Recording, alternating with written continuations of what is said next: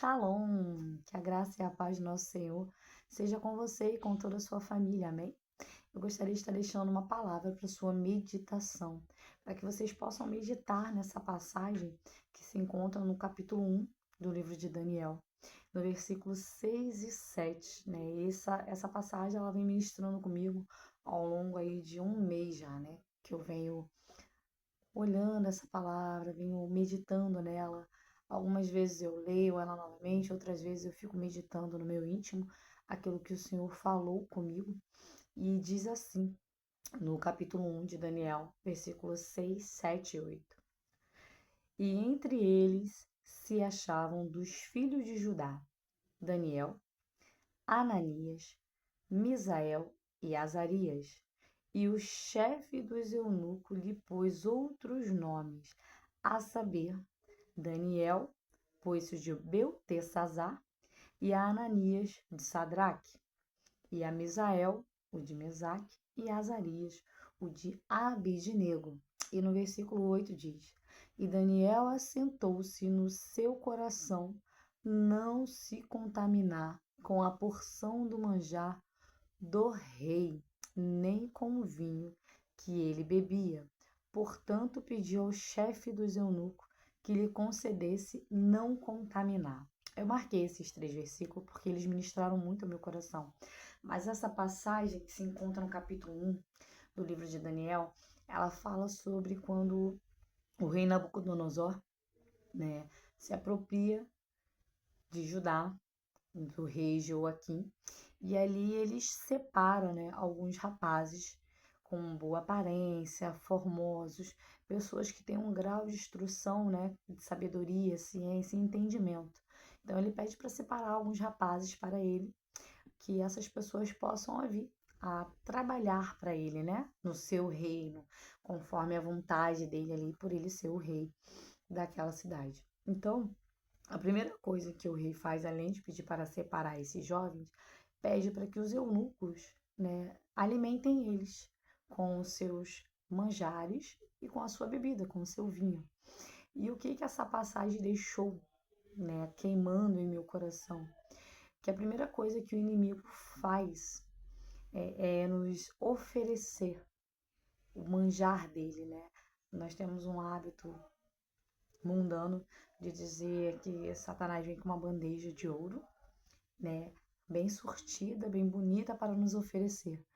E é isso que o rei Nabucodonosor faz. Ele diz assim: alimente esses jovens com o meu manjar, com o meu vinho.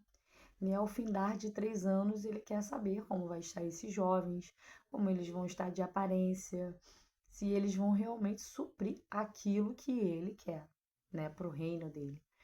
E a primeira coisa que ele faz, além de oferecer esses manjares, ele tenta mudar a identidade desses jovens, trocar os seus nomes. Então, o que que o Satanás tenta fazer todos os dias, constantemente, na minha vida e na sua vida? Além de nos oferecer o manjar dele, nos oferecer tudo que tem aí fora, né? O oba-oba, a bagunça, a orgia, as festas, as baladas, as bebidas, as coisas fáceis, né? Os prazeres da carne, que são as concupiscências, que são os nossos desejos, as coisas que agradam o nosso eu, a nossa vaidade.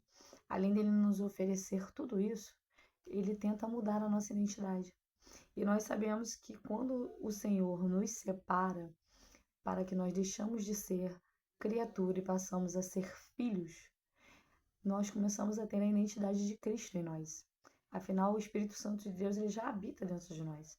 Então, nós vemos alimentando o Espírito Santo de Deus através da palavra do Senhor. Quanto mais você mergulha na Escritura, quanto mais você conhece a palavra do Deus vivo, mais você conhece a identidade do seu Pai. E quando você conhece a sua identidade, você tem plena convicção de quem você é em Cristo Jesus, nada que o inimigo venha te oferecer vai fazer com que você aceite, vai fazer com que você queira degustar daquele maná, vai fazer com que você queira viver o que o mundo está lhe oferecendo, o que alguns amigos vêm até você e trazem, né? Então, aqui a gente precisa entender O inimigo ele não tá aí de brincadeira, né? O inimigo da nossa alma, aquele que dia e noite está ao derredor. Ele quer mudar a sua identidade, ele quer mudar o seu nome.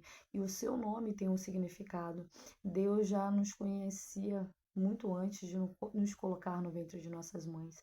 Ali no ventre de nossas mães, quando Ele nos permite estar ali, Ele já nos deu o nosso nome. E o nosso nome tem um significado. Tem um significado muito grande no mundo espiritual, tem um significado importantíssimo, né, na nossa caminhada ao longo da nossa linda jornada chamada vida. Então o inimigo ele tentou aqui trocar, né? Na verdade ele não tentou. Aqui ele trocou o nome de Daniel, trocou o nome de Misael, trocou o nome de Ananias, de Azarias. Cada um passou a ter um nome equivalente ao povo, né, de Nabucodonosor.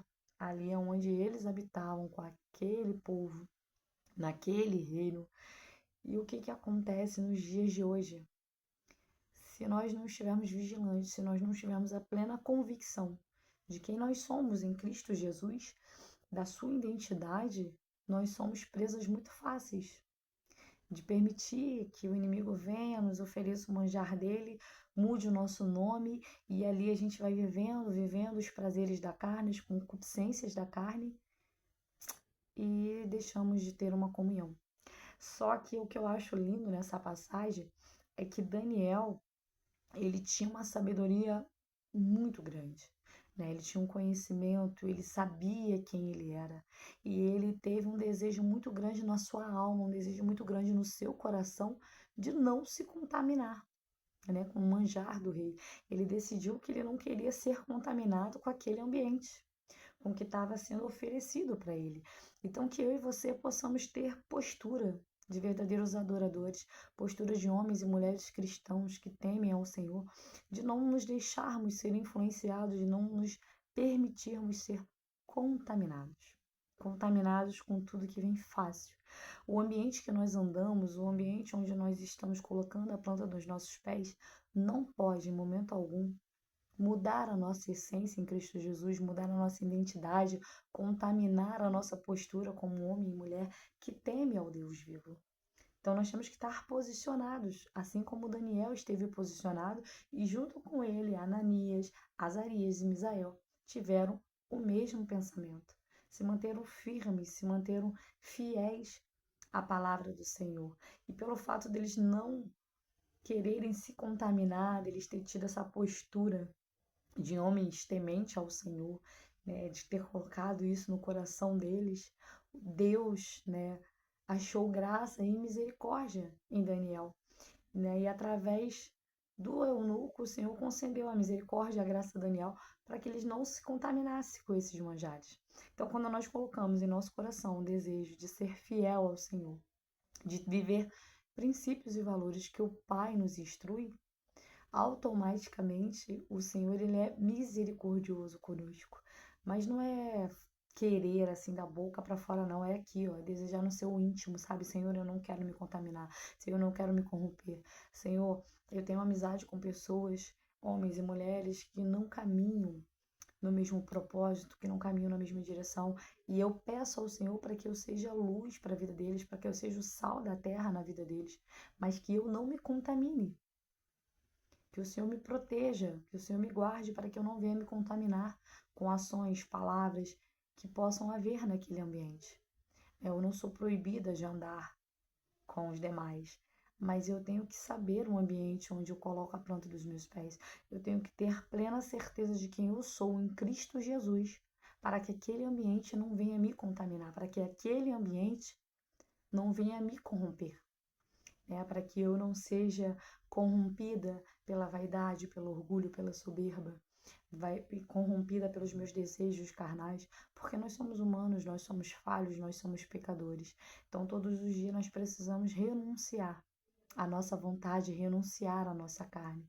Então, eu oro para que o Senhor ministre cada dia mais na minha vida o querer e a vontade do Pai, e que Ele possa ministrar sobre a sua vida nessa passagem de Daniel no capítulo 1. Aqui eu li apenas 3 versículos que saltaram aos meus olhos, no qual o Senhor chamou a minha atenção. E eu creio que ao ler, né, a passagem completa, no livro de Daniel, no capítulo 1, ao você meditar na passagem, o Senhor vai falar com você o que ele deseja, não o que a Diana deseja, não o que a Diana está entendendo, né? Apesar de sabermos que a escritura não foi feita de interpretação individual para o homem, né? Mas sim por homens cheios do Espírito Santo de Deus, nós também temos que ter um timer e entender que Deus vai ministrar com cada um de acordo com a sua situação naquele momento, de acordo com o momento em que você se encontra. Então, que o Senhor possa ministrar com vocês, que eu e você, como mulheres tementes, como homens tementes, ao Espírito Santo de Deus, ao nosso Senhor Jesus Cristo, possamos estar posicionados e não nos permitirmos ser corrompidos e nem contaminados por aquilo que não agrada ao nosso Senhor. E aqui a gente não fala sobre ser melhor do que ninguém, mas fala sobre você saber a sua identidade em Cristo, fala sobre você conhecer a sua identidade, saber quem você é, saber quem é o seu Pai e não permitir que nada e nem ninguém roube ou mude a sua identidade. Amém? Graça e paz.